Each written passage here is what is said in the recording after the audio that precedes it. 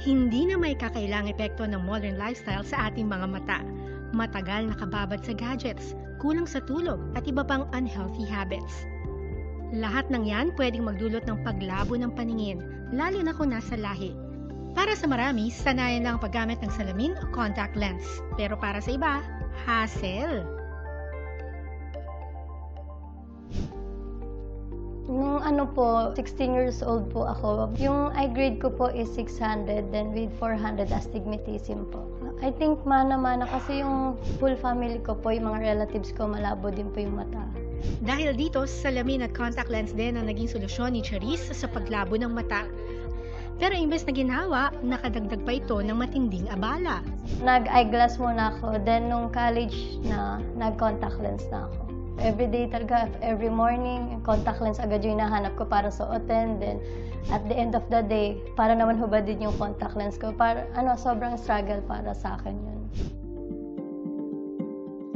Isa po akong registered midwife. As far as I know po, mga 9 or 10 years old, 500 na po siya. Mas hirap po ako nung nag-work na ako kasi nag-operate yung clinic ng 24/7.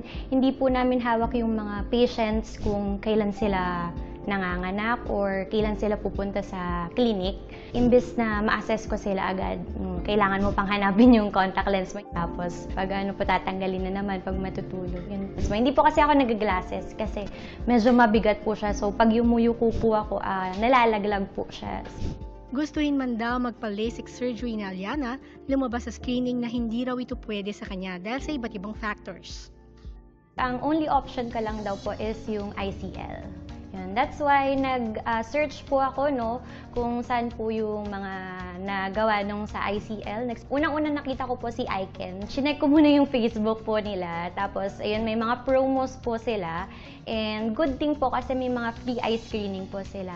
Ganito rin ang eye procedure na napili ni Charisse matapos. All goods naman, sabi niya. Kaya nagpa-check up na ako dito nung nalaman ko may free consultation si Icon.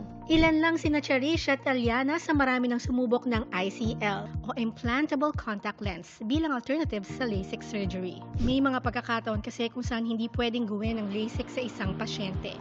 Gaya ng pagkakaroon ng manipis na cornea, severe astigmatism at iba pang kondisyon na maaring magpataas ng risk sa operasyon.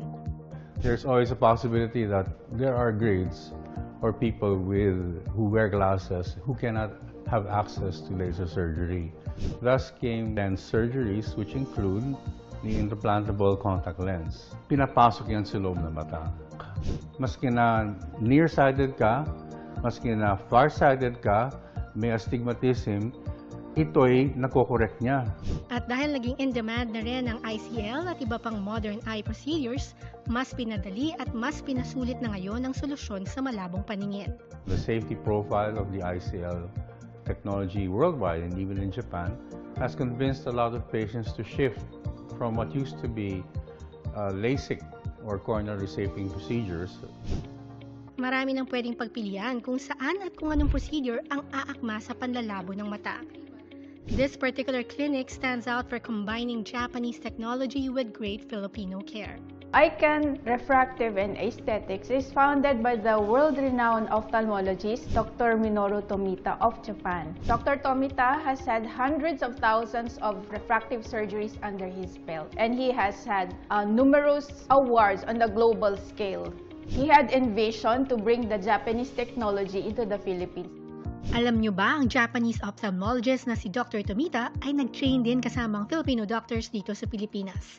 Kaya naman malapit sa puso niya ang pagdadala ng Japanese-style approach for future refractive treatments, partikular na ang ICL.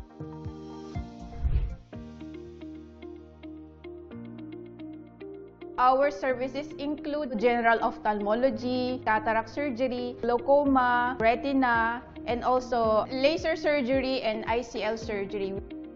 For now, it's important to note that those who cannot have LASIK, suffer from thin corneas with high grades, are actually accessible to implantable contact lens technology. Yung procedure, parang nabigla ako eh. Kasi parang 15 minutes lang yung ginawa sa akin nung sa right, then after nun, 15 minutes sa left. Bilis lang din ng recovery talaga eh. Parang nung after ko gawin, parang natulog lang ako ng 3 hours. Pagka-open ko ng eyes ko, ang linaw talaga. Parang gusto kong maiyak. Medyo anxious po talaga. Pero yun, okay naman na po siya. 20/20 vision naman. Masaya po ako kasi sa work ko, nakikita ko na po agad na-assess ko na yung mga patients ng mas mabilis. Behind their state-of-the-art equipment, advanced diagnostic tools, and modern treatment techniques, sinisikap nilang tuparin ang kanilang commitment to empower individuals with clear and comfortable vision with an affordability for all. I'd like to think that the name ICANN is actually an inspirational name because ICANN means you are empowered. With the same brand and passion that we deliver in Japan, we'd like to give that experience to our patients here in the Philippines. We are more than just a clinic. We are a family that cares deeply for the Filipinos.